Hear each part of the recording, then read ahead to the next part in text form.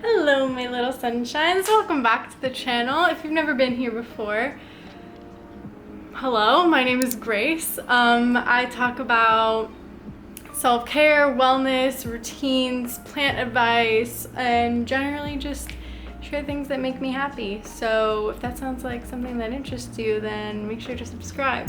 But anyways, there is a lot to get into in this video. I'm assuming that you clicked on it because you either just brought a plant home, or like me, you are obsessed with researching and you are about to bring a plant home and you want to make sure you're prepared for afterwards.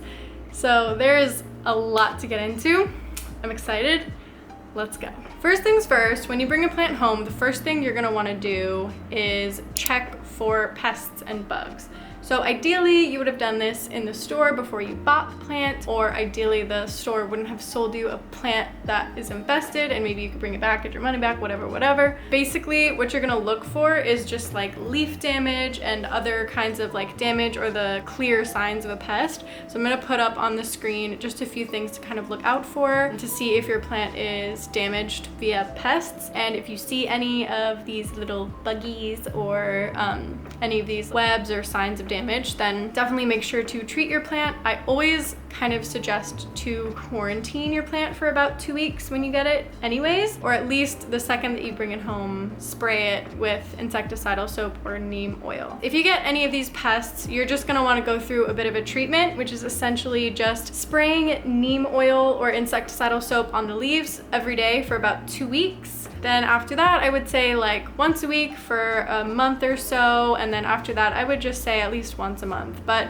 one thing to note when you are spraying your plants with neem oil or insecticidal soap, especially insecticidal soap, you really want to make sure that you like spray it on, let it sit for a second, and then wipe it off on both sides.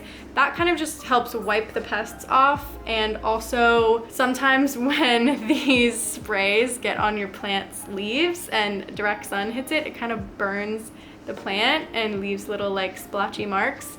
And it only happens if you're lazy, and sometimes I am lazy and it has happened to my plants. The next step is to check the soil and the roots, because there are a lot of questions and things to check when it comes to soil and roots. And I have notes because I don't want to forget any of them.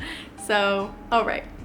Before you do anything, you want to check if the soil is dry or wet. So obviously when you pick a plant up from a store, someone in the store had to be taking care of it, or if you order it online or whatever, however you get the plant, it's always good to check if the soil is dry or wet or somewhere in between. The first step of checking the soil and roots is checking if it's wet or dry and then seeing if you'll need to water it at the end of this whole process. There is a long process, so let's keep going. Okay, so once you've decided if you need to water the plant or not at the end of this whole process, you need to check the aeration of the soil. So basically you need to check if it has perlite or bark or charcoal, but mostly you want to look for perlite. That's the little white volcanic rock that is in your soil, and it helps with aeration, which means that the plant's roots are getting oxygen, and that helps keep the plant alive, because when it's just drowning in water, it's not having a good time. So most plants, if not all of them, need to have at least a little bit of perlite.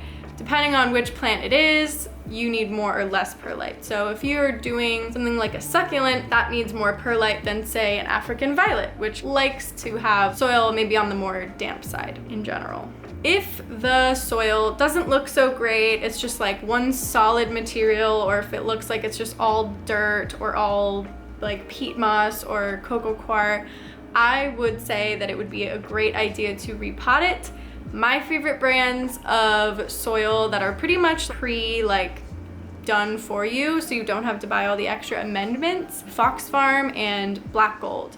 Those ones are really good if you don't want to buy all the extra stuff and you kind of just want to have a bag that's ready to go. Pour it in, don't have to think about it, and it works for most houseplants really well. Highly suggest those brands. Another thing to check when you are checking the soil, you kind of have to like really get in there, to be honest, is if it has a plug or not. A plug is basically a mesh bag that nurseries and growers put their little baby plantlets in, and they use those, and then as soon as they grow into a tiny little plant, they just stick that in a grower's pot full of soil, and they don't take the little plug out, it basically just traps the roots, and it kind of just cuts off their ability to establish a pot, and it's kind of not great. So I would definitely say if you have a plug, please like just get rid of it, repot the guy in some new soil. So now that we're kind of at the roots section, we need to really make sure we are checking the roots and seeing what's kind of going on. You need to see if the roots are completely established in the pot, totally root bound, which means that it's kind of just like circling down and choking itself, which is not good.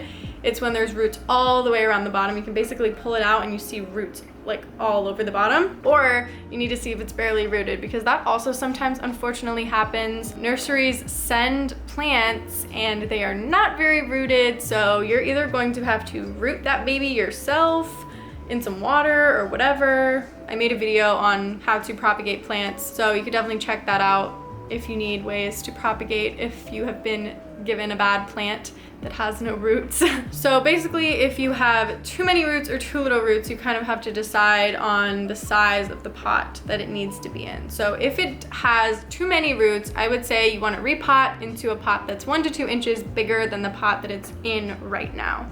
Or if there's barely any roots, there still are some and it's okay, you can put it in a pot that's 1 to 2 inches smaller. Or if it has almost no roots, I would say try to root it and then kind of start as like if it was a propagation project, basically. So in terms of repotting, you need to decide if you are just going to repot into the same pot with some new soil, which is a great idea to do just in general, because a lot of the times nurseries don't give you the best quality of soil, or if you need to repot into a bigger or smaller pot. This is if you have too many roots or not enough roots. Basically, when you're repotting something, you just take the plant gently out of the pot that it's in. You can either tilt it over, squeeze it a little bit and let it kind of come out, or you can kind of just gently hold it by the top of the plant and let the nursery pot come off the bottom. And I would say if there's too many roots, you would definitely want to gently massage them, break them up a little bit, and then put them into a new pot that's about 1 to 2 inches bigger with a small bed of soil on the bottom. Place it right in there and add some soil around the outside and a little bit on the top, and kind of just pack it all in and you're good to go. If it's a plant that just needs to be repotted in some new soil in general, I would say dump as much of the old soil as you possibly can, unfortunately, into either the trash can or compost or whatever. Just if you're starting out, if you want to reuse it, you can do earthworm castings or whatever, but that's like a whole other thing. Get the plant, kind of break up all the extra soil, break up the roots a little bit, and then again, put some soil on the bottom, place the plant in, and fill up the soil around the outside. And if it's a planty baby that did not have enough roots, I would say just very, very gently take off the excess soil that's around the outside of the plant and just place it into a smaller container with maybe a tiny bit of soil on the bottom, and then again fill it in around the outside. So now that you kind of have the root and soil situation figured out, you kind of just want to see how to best support the plant. So if you want it to hang down, then maybe putting it up on a bookshelf is a good idea, or hanging it from a hook from the ceiling or whatever. If you need to stake it, you kind of need to figure out if it needs to be a moss pole or a regular stake. Now we need to think back to how the soil was when we first brought it home. Was it dry and crispy, somewhere in between? If the answer is yes, then we probably want to water it after we've done the repotting. Usually after repotting a plant, it's a good idea to water, but I would say the only time that I would not water after repotting a plant is if the soil was soaking wet before repotting the plant, or if it's a succulent. In both of those cases, I would wait just about a week before watering the plant so that you can give it some time to kind of cool off, establish, and not die of root rot. And now that we have repotted our plants, everything's good, it's all staked, it is what it is. Here's the fun part, the research. So one really important thing that I haven't mentioned up until now is that when you bring your plant home, it's really important to know the name of your plant. Obviously, this will help you out when there is something wrong with your plant, and you could just look it up on Google instead of going all the way back to this plant store and asking someone possibly for faulty advice. You don't know how well these people actually know about plants. You'd be surprised.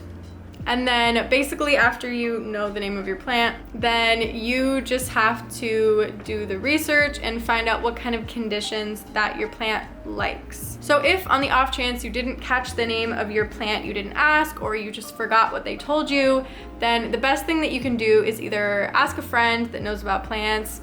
Feel free to DM me, honestly, my DMs are open all the time. Try to Google it by using like keywords, describing the shape of the leaf, blah, blah, blah, and then kind of finding the picture online. Or you could use one of those like picture identifying apps and then make sure that you're cross-checking with Google, because sometimes they tell you something that is like completely wrong, but make sure you're really cross-checking with Google because it's important to do so. In general, I would highly suggest the website houseplant411.com. They have a lot of really great information about identifying plants, what kind of light your plant needs, how often you're supposed to water your plant, what kind of humidity it likes, when to fertilize, and it basically can tell you the solutions to any ailment that your specific plant will have. As long as you know the name, you could look it up and it'll be like, hey, if your African violet is looking a little soggy, then that means you're overwatering it. So it can really help you kind of troubleshoot and problem solve to your specific plant. And then basically after all of these things,